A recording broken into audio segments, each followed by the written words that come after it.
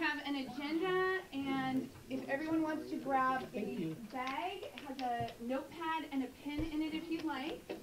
And there's a sign-in sheet that's getting passed around. If you could make sure that you fill that out, I'd appreciate it.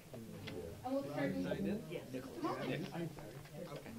Hi, Carrie. Oh, to the left. How are you? Yeah. Good to see you. Anybody need this? All right. Sign-in sheet? No. Here's the pen that goes with it. Oh, okay. You in? Well, good morning, everyone. If we haven't already met, hi, I'm Susie Price. I'm your councilwoman, and I want to welcome you to the field office if you've not been here before. This is our community office, and we use it to hold a lot of meetings here. And if you have a community watch group, what we try to say is we can't accommodate every community watch group to have meetings here. But if you can't find a spot or you're strapped, I have my office hours here every Saturday morning. So if you wanted to meet with a group of folks here at any time while I'm having office hours, you're welcome to do that. Just go ahead and email me. But I want to thank you guys for coming, and I want to thank my staff, Christina Duggan and Julie Maliki, for putting this together. Christina's really taken the lead on this project. So I'm hoping that you guys will help us go out into the community and really expand this project. What we wanted to do was really work in partnership with Long Beach PD on something that they've been talking about for years, which is community watch groups. They're different than the traditional neighborhood watch groups that they used to have that were a part of the police department. Community watch groups are just small groups of community members who know one another's phone numbers, email addresses, names, how to contact each other, and the whole point of it is really to look out for each other. The concept of basically taking ownership in your block. Own your block. Sometimes people aren't that vested in their community. They'll walk by trash, they'll see things, and they'll just drive by. And the whole point of this is to really own your community, be vested members of your community, and feel like you have ownership on your block. So that if a neighbor leaves a door open, a garage door open, or you see someone suspicious around their home, or you see the landscaping in their property is so overgrown that you can't really, the lighting is now diluted and it's ripe for criminal activity, that you can pick up the phone and say, can you do something about that, or you may want to take care of this. That's the whole point of it. It's surprising to me, even in a community as tight-knit as we are, how many people don't really interact with each other. So the point of the community watch group is, get the names and email addresses of your neighbors, and however often you like, whether it's once a year or twice a year or every month, gather together. Gather together on the front lawn. Have someone from the police department come and speak if you like. Good morning. Or in some form, gather together and talk about what's going on your street. Own your block. So that's the point of this. And our goal in working in partnership with the Long Beach Police Department was to try to get 100 community watch groups in the 3rd District alone by July, which will be our first year in office. So we'll be in office for 4 years. So if we continued that trend, even if it slowed down a little bit, we would have a lot of neighbors connected at the end of 4 years. If we're hovering around 300 to 400 community watch groups at the end of that 4 years, that would be great. And there is really a lot of data that says when neighbors look out for each other, criminal activity is reduced. It's all about, I'm a prosecutor, and the whole point of it is about making your streets unwelcoming for criminals. If they don't even want to be here because the chances of them getting caught are pretty high. We want to be one of those communities.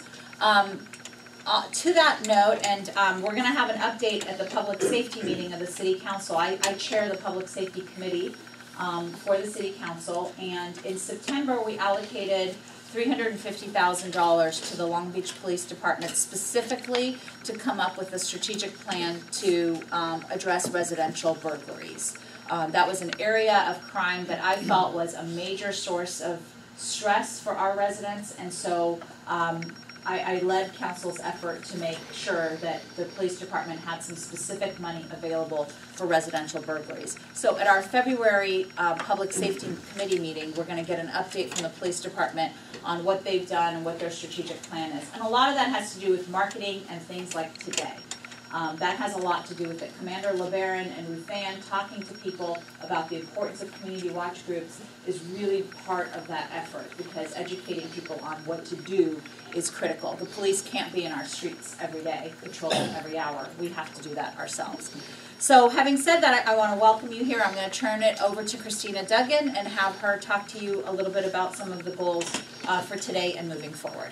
Great, thank you, Susie. Thank you very much. My name is Christina Duggan, and there should be a sign-in sheet going around, which it's back there. Okay, so as you can see, I've asked for your block also. So if you didn't fill out what block, like we have the 500 block of Ultimo. So if you could make sure you put what block you're on, that way we can keep track of who is where. And so thank you so much for coming. Let's go around the room quickly and we can just introduce ourselves. Go ahead and tell us what neighborhood you're in. John Frisco, I'm in the 200 block of Loma. Casey Ellen, 200 block of Laverne. Carrie Amy, 200 block of Park Avenue. I'm with her. Karen Oven, 6300 block of Loma. Jason Sewell, 6000 block of 5th Street. Great. Pat? 4th and Hayes on the lagoon. Okay. I'm Nick Lynn, 900 block of Grant. Yasmin Rabani, 300 block of Flint. Harry Ivy, and Cactus is only 2 blocks long. So you're on one of those. Bob Ellis, Bixby Village, and like Harry says, Harry and I started neighborhood watch in Bixby Village 30 years ago when we moved in there, and Harry and I are still doing it. I can't find any replacements. I take that back. We do actually have about 15 members of our neighborhood watch. Susie, we could parcel those out block by block, street by street in Bixby Village, and we'd have about a dozen for your list right there. Yeah, and that would be a lot more manageable too, because if people wanted to have a gathering that just have the 4 or 5 cones on their street. Yeah. This is 374 units altogether, and I think they're pretty well organized, so we will get that list to you. Great. Jim? Jim Mostek. I do both blocks of Santa Ana from Ocean to 2nd Street. Oh, great. I'm Ray Vanetta. I'm on the 2200 block of 1st Street. Dick Gaylord, the 200 block of Covina. 300 block of Pomona. Eileen Colon, 4800 Livingston Drive, and 4800 Esau. Susie Price, 600 block of Los Altos. I'm Stacy Kelso, and I'm on 2300 through 2400 East 2nd Street. Wow, okay, good. Okay. Katie Larson, Lumberino Estates, 1400 block of Iroquois. Gina Lee, 1500 block of Hackett and Lumberino Estates. This is Julie Malicki. Most of you know her. Gary Morrison, 300 block of Flint. Paul LeBaron, Traffic Circle. Yeah, good move. For now. You want to go over? Oh, Stuart, sorry. Stuart Gordon, 280 and 90 block of Laverne. And I'm in his group. So. Weekend Chow, LBTV, and also 200 block of Belmont. For the Smith Orchard and almost the 500 block of Savannah. Small Montgomery, Roswell, Livingston. Yes, we can, and 100 blocks of Oh my gosh, that is great. I mean, there's so many different blocks that everybody has. That's really exciting. I'm happy about that. So the first thing, I just want to talk about what a community watch group is and why to have one on your block. Harry and they talked about the neighborhood watch, and 30 years ago that was really a great program. There were police resources. It was very structured. Now with technology, things have become a little bit looser and less formal, and that's one of the things that we want to encourage everyone to remember. This is something that's going to work easily the way you want it to work and whoever is in your group, your community watch group. Look excited, Christina. Your boss is taking your picture. Hi! We want to promote crime prevention and safe neighborhoods. And really, working with Commander LeBaron, he has really emphasized the fact that these are social groups also, because you can get together once a year and have a great block barbecue, or you can get together once a month for a quick living room meeting. There's so many different ways of making this easy, and knowing, like Susie said, if somebody's garage door is open, you know who to call or who to email, or you know you can step in their garage and shut the door if you know your neighbor. The neighbors, you want to know when suspicious activity is going on and when criminal activity has happened. And that's the basis of having a community watch group. So our point here is, what does it take to have a community watch group? The first thing is having a lead, having someone who's going to run the group. And that's why you are here. You want to define your group anywhere from 6 to 20 homes. How many people have maybe 5 or 6 homes in their group? Okay. And how many have more than 20? So it kind of ranges all over, and it's based on how many people are going to participate. And you know, if they broke down the groups like Casey's group, they maybe would eventually break it into 2 groups. Have you ever talked about that? She's in Belmont Shore on Laverne. No, Coach and Barb take care of that end of the block, and I take care of my end of the block. All right. But They're I like have a everybody. well-oiled machine. They are. They're like a model for. I mean, they communicate within minutes. If someone sends an email out, I get like 10 emails within a couple of minutes. And I asked her to give us an example. I'll have her give an example of her roster and how she organizes her group. You want, when you're starting a group, John has explained to me, he literally took a clipboard with a piece of paper and knocked on doors, walked, name, number, email, and started his group that way. And that's, unless you really have numbers of your neighbors, that's the best way to do it. And don't exclude anyone. You don't want to pick and choose. You want to like hit a couple blocks, invite everyone, and maybe leave a flyer and say, hey, we're starting, or a handwritten note, and say, we're starting a watch group, and call me or email me. And that way everyone feels welcome and everyone can participate. After you've done the initial invitation, get a meeting scheduled. And usually it would be at your house if you are, but it doesn't have to be. If someone's going to offer up their home or their backyard or their front yard, have an initial meeting in the evening, on the weekend, evening during the week, on the weekend during the day, any time you think would be good for people to meet with you. So at your initial meeting, you want to exchange information. I did a really simple little roster. It's attached here. And one thing that I did leave off, so just a sample roster, name, address, because you want people's address, you want their street number, email address, maybe some notes. They have a dog, or they have 2 kids, or whatever kind of notes you want to pay attention to for the group, a phone number. The thing I didn't put on here is you kind of want to know what your neighbor's skill sets are.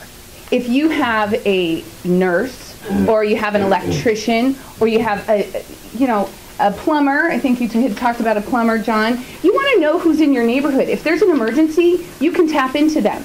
If there's just an emergency at your house, maybe you're close enough to even call someone who could help you. So I think that that's a really pretty simple way. Use Excel to keep track. That's how I'm keeping track of everyone here. And that way you can email, call, but disperse the information. Casey, why don't you talk a little bit about your roster? Because I know you have a special way of doing it. Just over the years, I did bring some if you want to. Oh, just good. We have 64 homes, 123 residents, 104 cars from 2nd Street to the Toledo on Laverne, and we kind of do a first name map of who lives where.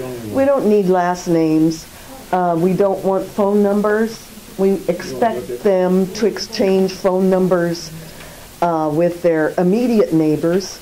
We connect with Glendora and Sandy. We connect with the one you're in. Yeah, Stuart. He probably gets tired of mine because he gets every email that I send out to my neighbors. But we do that instead of meeting. When we do meet, we're lucky enough to meet at Simsey's before they open. Because in a community watch now, the neighbors on 2nd Street are part of your community. Plus, we've marked all the CERT members. We know who the nurses are. We know who doesn't collect water. And they say, oh, I'm coming to your house. You say, no, you're not. That's my water. In case of emergency. But we have dogs' names on there. We have kids' names on there. Anyway, you have to do it your way. I don't know.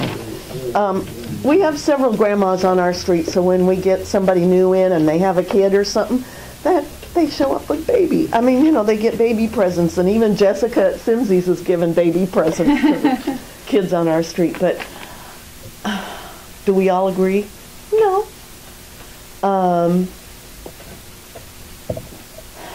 It's just a matter of random acts of kindness. For goodness sakes, they're your neighbors. You may be stuck with them in case of an earthquake. If you don't have an earthquake kit in your car with just some water and some snacks that you like and some maybe cash, shame on you, shame on you, shame on you. Thank you, Casey. Thank you. Can I chime in on that? Absolutely. One of the things that's really unique about your group, and I think other groups could actually explore it, is partnering with a business to find a location to house your meeting. Because I think that's kind of an outside-the-box concept. If you have a business nearby that people can walk to, and you want me to approach them, I'm happy to approach them and ask if they would host your community watch meeting. Because I think most of them are looking for a way to be good corporate neighbors, and they don't know how to do it. So if you have a business nearby, if you want to call them, great. If you want us to call them, we're happy to call and ask them, because that's a really great resource. We're very blessed. We used to have the Shore House. Do they provide coffee? Oh yeah, they even bring in treats, and I'm going, no, we don't need that. You know, Gonna have to walk home. But it's nice to have that long table in Simsey's to hold our meeting, and since we're connected to 2nd Street, it's very convenient. So John does the same thing. You are at Temple. You have your meetings at Temple Israel. Temple Israel. They're in 3rd and Loma. Every 3rd Thursday, he says they set it aside. There is no fee. They're very welcoming. So, you know, each group could try and find somewhere to meet. Christina, could we ask Casey? Sure. How often you meet? Is it quarterly? You know what? No, you need to, because everybody knows me and I know everybody, and it's just one of those things. That's the way we operate right now. I just send out an email. And like we do Christmas caroling, the kids do. We have about 20 kids on our street, although 99% of them were sick this year. And they go around and Christmas carol. But just those little things, and we do it via email. Everybody's on email, and like for those around us, we have their phone numbers because it's, you know, but no.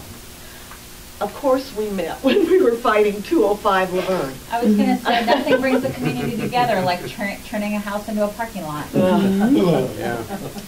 But, yeah.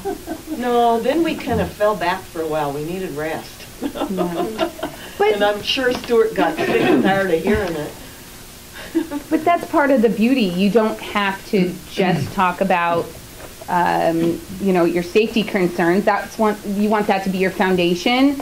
But what if there's concerns, like I met with Casey and Carol, and we talked about potential speeding on Laverne, and that was kind of their community issue. So you can bring that up, bring issues from the neighborhood up to your watch group, and that's very important. Again, getting to know your neighbor. Talk about the difference in technology from 10 years ago, 20 years ago. Nextdoor app. Does anyone use Nextdoor app? Okay. I have, I think, 8 communities that I'm linked in with Nextdoor, and I get a lot of information. I know I forward some stuff to Ruth Ann. Oh, here was a crime. I think that's a great way to go. Some people don't like Nextdoor just because there's a lot of advertising.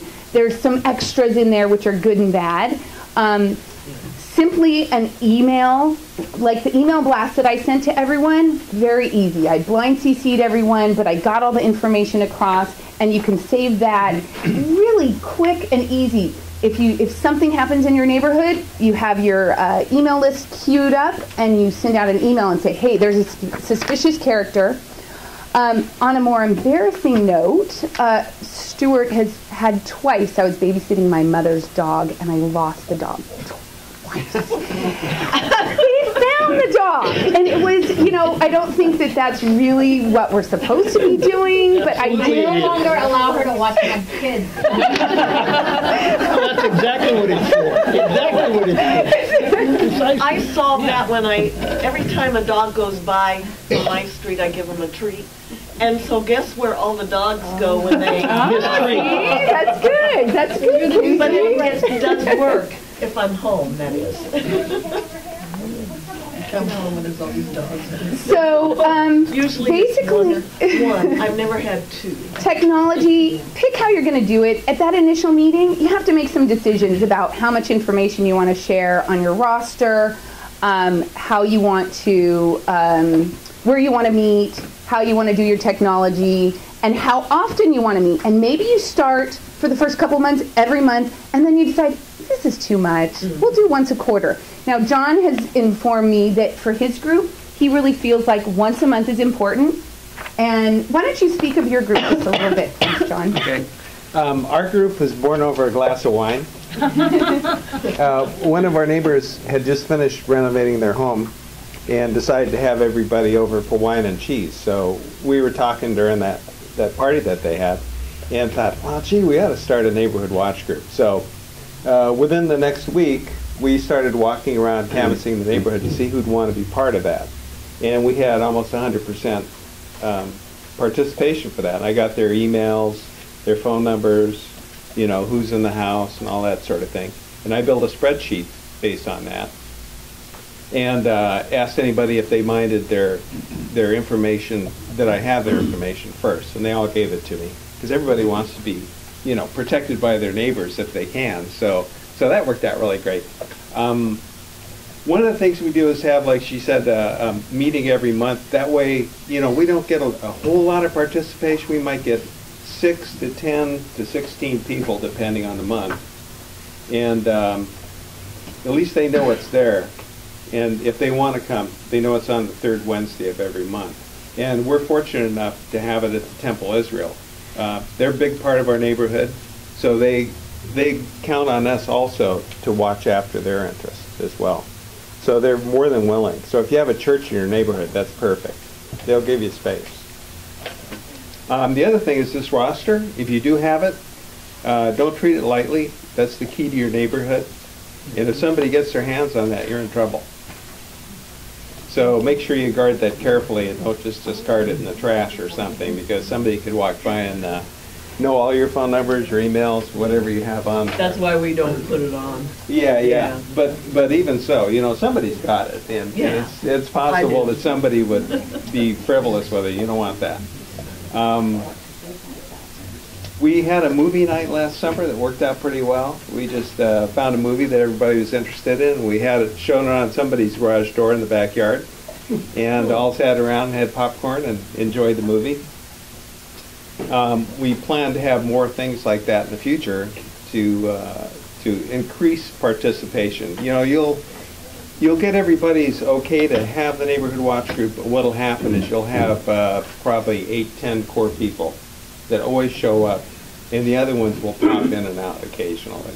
So you can't expect 100% participation at your meetings by any means. Talk about how you go door to door and you leave a note. Oh, yeah. So what I do is I send out an email a week before the meeting to remind everyone. And I put on there the minutes for the last meeting so that they know what transpired. And then the day before the meeting, I'll go around and I print out 6 on a sheet little neighborhood watch signs that have the date and the location of the meeting. And I tack it over everybody's lock. So they have to see it when they walk up to the door. How do you do that on the garage? Huh? How do you do that on the garage? No, on the garage? You have people living in the garage? No, but everybody. Oh, they drive in and. They drive in and gone. Oh, yeah. Or if I know where they sit a lot of the time, I'll just do it backwards on their window where they're sitting, you know. So anyway, so I make sure that people see our notice, so there's really no reason for them to miss unless they just don't want to come. And some people aren't interested, so I don't know. Like what happened down there is you need a big cause to get people together. And if you can't have something that's bad, you can always make something good to make that happen, like a get-together. We'll have something this summer to re-communicate everyone, get everybody back in the same thing. Okay. Thank you, John. Yeah. Thank you. I think, would you like to share a little bit about Bluff Park and your group? And feel free to ask questions, too. I should have let you ask questions, John. I love that we have so many different communities here, so many different neighborhoods. Bluff Park doesn't usually make it all the way out here. Well, you should meet closer. 4 of us do. That's awesome. That's great. Oh, right, yeah. And there's one more. Oh, no, forget about you. Anyway, hello, everybody. We had a community watch group now for, I don't know, at least 10 years, probably longer. And I learned something really important about it. I think the essence of a community watch, and I'm probably going to get some arguments here, the essence of a community watch is not how well you know the police. It's not the information that you get from the police. It's not that. It's how well you know each other. It's how well you know you neighbors. We've had amazing things take place around us. My next door neighbor's back house was on fire. Fire trucks were there and all that. They wanted some information about it. I wasn't around. Somebody was able to, somebody heard from the fire head, whatever his title was, that they needed some information. They knew that I was out of town in New York. They called me. I gave them the information about the homeowner who was in Hawaii, and the fire captain and the homeowner were talking to each other on the phone from Hawaii. I was in New York. The reason that happens is because we have a community that is a social community. I think that the reason you invite a police officer or a fire officer or anybody to a meeting is just a reason to meet. But immediately, from day one, you need to really work on the social side of this. Because when it becomes social, people talk to each other a lot. And people can talk to each other when they don't feel comfortable talking in front of a group. People feel more comfortable saying things to each other when, you know, they had conversations a few times a week or, you know, or something like that. And that's what we have. So we started it. I've been the captain of my street for as many years as it's been. We met a few times with police officers, but immediately we turned into wine. Wine. It's all about wine. Or if you like beer, make it beer. The point is that you need to talk a lot among each other. It makes it easier for a neighbor to call another neighbor because you know each other so well. It's make it easier when the police shows up and they start asking questions for you to bring others into the conversation. And I think that's the only way to make it live long and to work well. You know, the only rule that I would follow that the police tells you, call them when you're not sure about something. Call 911 when you're not sure about it. Everything else, make it social.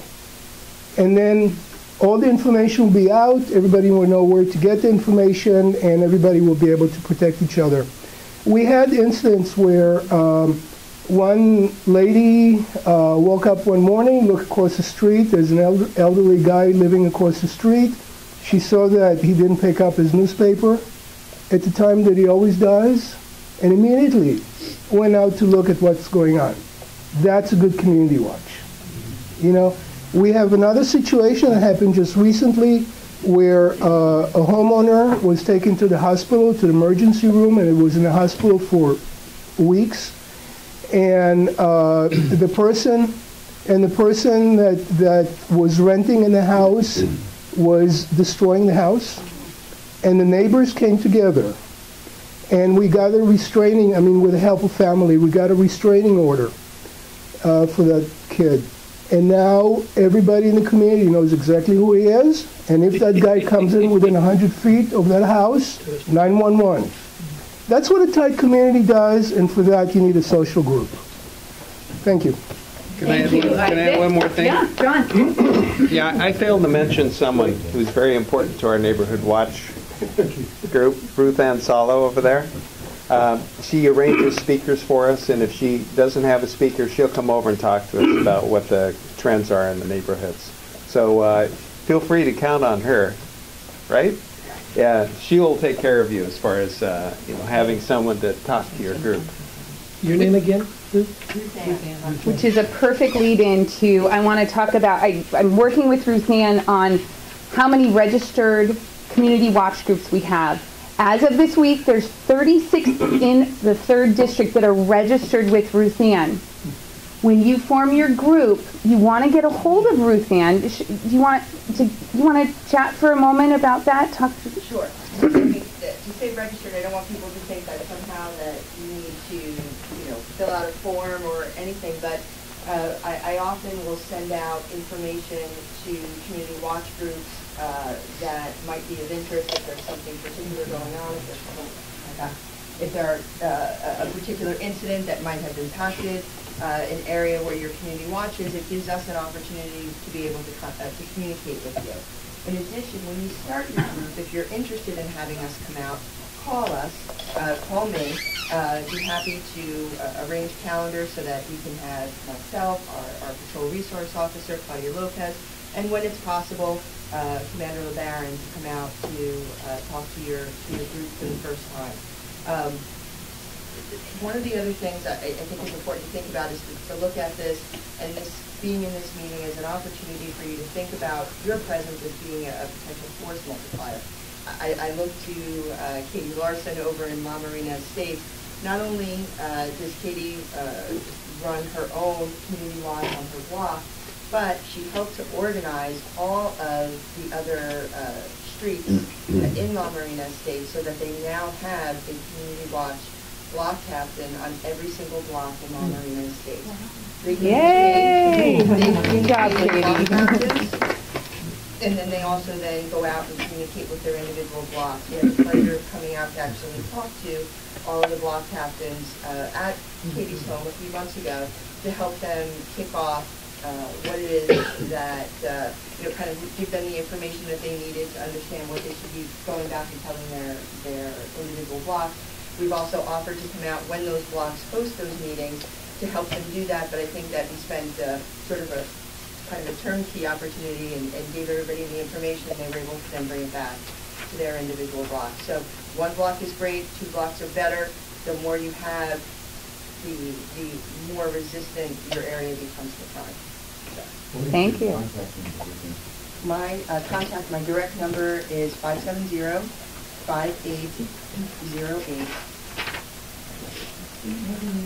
I do. I have cards, but I'll just give it to you. Ruth Ann, RUTHANNE, .Sallow, SALAU, @longbeach.gov. And I actually hosted my community watch group last Sunday. We had brunch at my home. We had 2 neighbors come for the first time who were very resistant to coming. Some might describe them as even maybe a bit curmudgeonly, but they're just misunderstood. And they came to the meeting. It was brunch. They came to the brunch, and about an hour in, one of the individuals said, "You know, I didn't think I was going to like you people, but you guys are great." He stayed for another hour and a half. He probably had more fun than anybody else did, and he's been there longer than any of us have been, and he's made a point since that brunch to go and talk to everybody else who was at that meeting sometime during that week. And he actually has an immense number of resources. He's very, very handy. And in an emergency, he's someone we all want to be connected to, and he wants to be connected to us. So, sometimes you think, oh, well, this neighbor will never come. Just keep trying, and you'd be surprised. And once you connect them, it makes you guys better. Thank you, Ruth Ann. That's great. So she's a good contact. 2 more things, and then Commander LeBaron's going to talk a little bit about, he has a lot to say too. National Night Out. Does everyone know what National Night Out is? It's August 4th, Tuesday, August 4th this year. By then, we are going to have at least 100 community watch groups. So I want to get each of you going, and then we want to have across the 3rd District, each of you having a national night out. And all you need to do is say, hey, from 5 to 6 or from 6 to 7, come on out on Tuesday, August 4th. And then one more item is CERT program. We have 13 CERT trained residents on the peninsula. And I know that some people are interested in this, and I'm going to work with the councilwoman to try and offer a CERT program, because you, as the leaders of your group, you can either find someone to be a certified. So I will work on that, and I will offer you up information. It's a CERT program. Can you speak to that? No. They didn't give any last night either. Go ahead, Harry. In the Fixby Village group, we found that our CERT program was spawned out of our neighborhood watch, because it's generally the same people. Right. And we finally got, fire department and police department to talk briefly, and then we managed to get a CERT program going. We had a large number of folks who went to the fire department training program, and as a result, we have a few of them, but a lot of us are getting older, and the young folks haven't seemed to participate. And the CERT program is, if there is a major disaster, they're going to know what to do. They know what the fire department needs, what the police department needs. We need to have CERT, I don't know what you call them. It's CERT, your CERT program. Certified emergency response. Right, there you go. Yes, Isaac. It's really important. One of the things you learn really fast when you take the program, as I'm sure you know, is that most things that people would automatically do in a time of disaster is the opposite thing that you really want to do. It's the exact opposite. I'll give you a quick example. Real quick, because we have to have. You run out of your house after during an earthquake, and you realize that your child is stuck in there. Most people will just turn around and run back in. CERT will teach you never to do that. Okay, I'll tell you more. If you're interested, I'll tell you more later. Anyway, Thank you, Isaac. Yeah, I just want to make sure that we have our community meeting starting at 9 with John Slangerup, so I don't want to keep him waiting. So thank you. And I wanted to make sure the commander spoke. And then before we conclude, I also want to talk to them about the safety fair, the prop the residential property crime safety fair that we're going to host, the 3rd District, and resident Gary Morrison's volunteered to help us with that. So we'll talk about that when the commanders, I haven't even talked to the commander about it yet, but he's going to be involved. All right, look at that. By the way. Yeah. Check your calendar.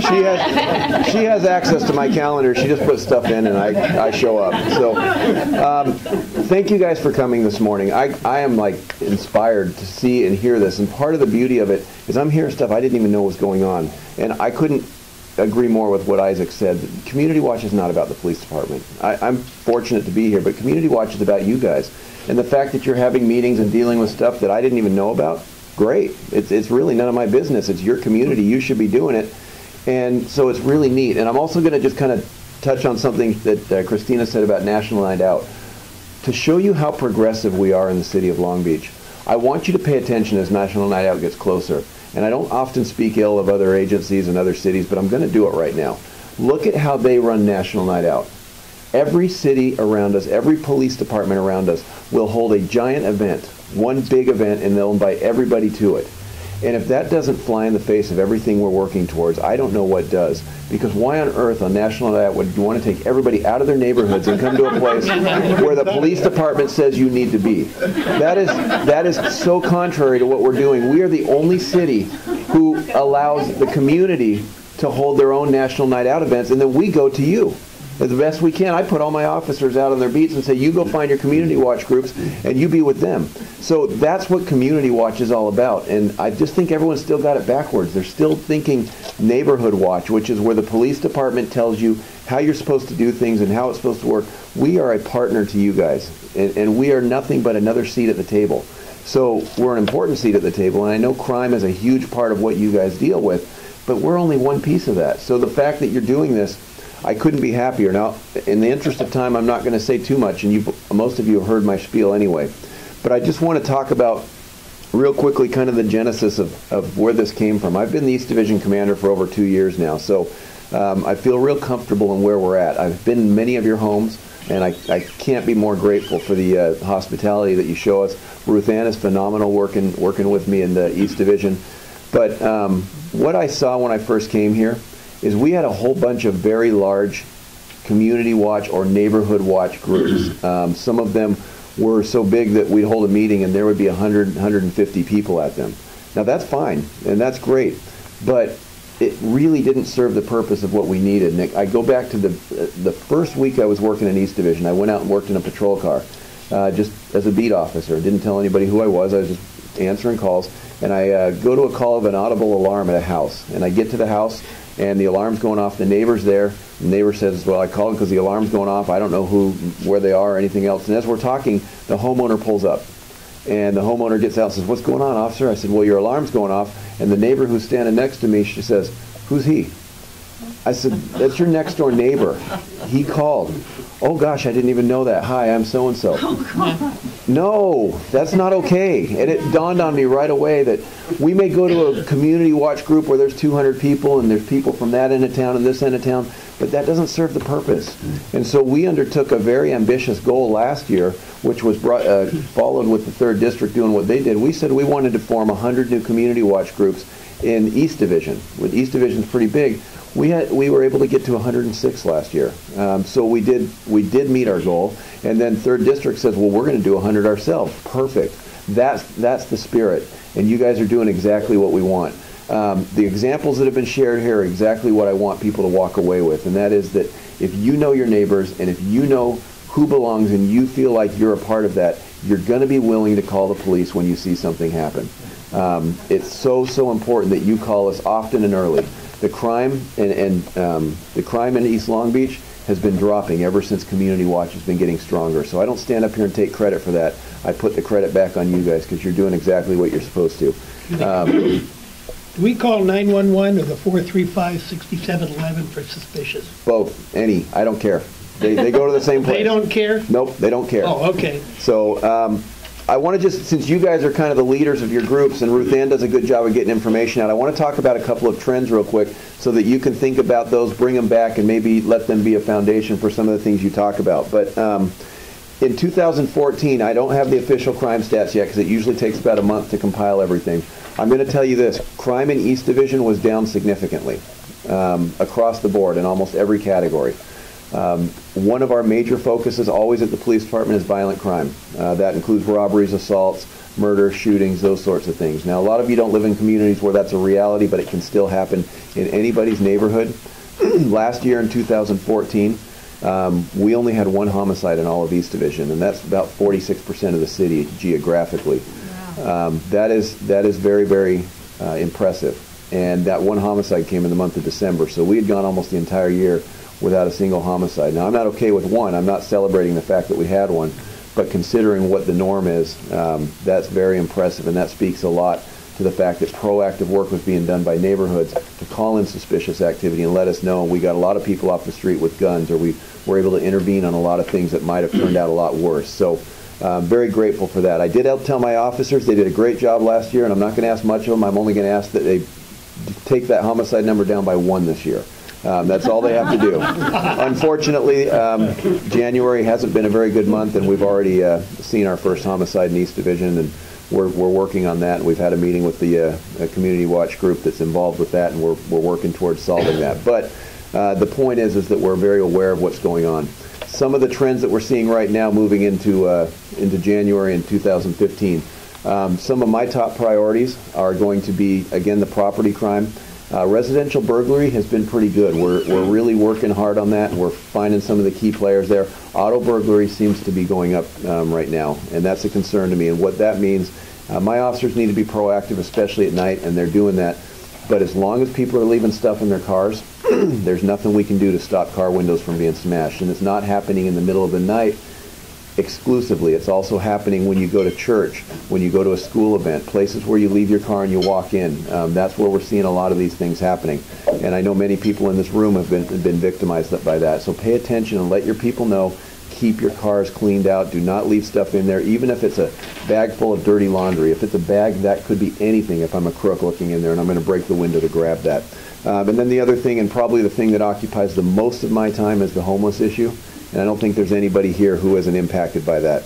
I can't stand up here and tell you what our opportunities are going to be because I'm waiting for my staffing reports to come back, and we're going to have a new deployment in February. So once I see how many officers I've got, I'm going to do what I can to try and work on some of that. A couple things I can tell you that are very positive, and I'd like you to bring them back to your community. For 2015, with our new deployment in February, we are going to be getting 3 divisional detectives that work specifically with East Division. 2 of them will be in my station. 1 of them will be downtown. And they're going to focus exclusively on those property crimes, residential burglaries, auto burglaries. And that was... That's our money at work. Actually, I don't want to say it is, but this was a reallocation.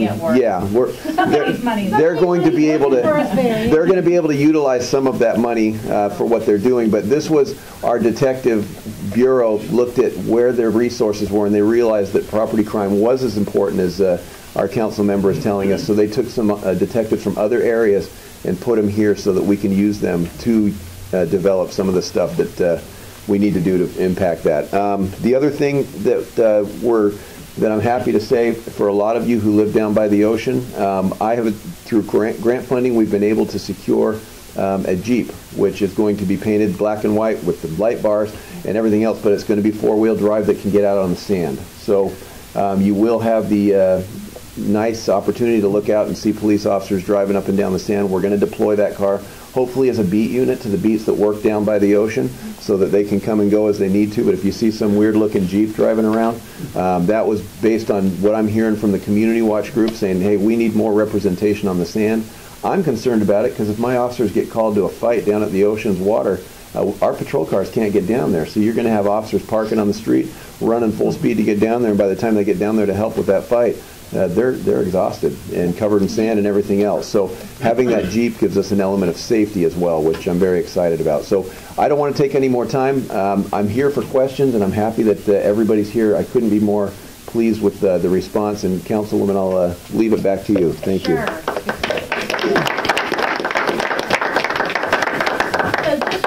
I'll let Christina wrap it up. So we are going to do, just along those lines, we're going to do a safety fair. Did we set a date yet or a month?